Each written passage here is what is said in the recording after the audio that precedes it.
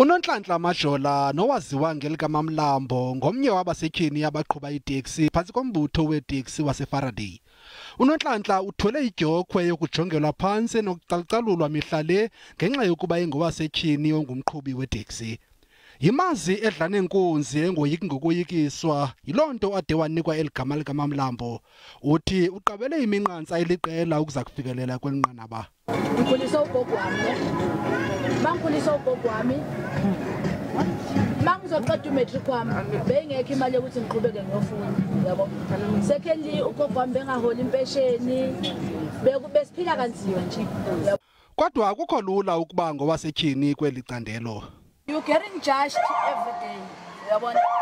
Omnye wogxa bakhe uthi ligorhakazi eli elinesibindi esingummangaliso. Ayikhona mina ngiphila nginaye ngoba siyazwana, mangimthethe ngiyabhayiseka uyavuma ukuthi hayi uyabhayiseka, nami mangibhayiseka uyena umuntu ongilekelelayo angitshela ukuthi ngiyabhayiseka.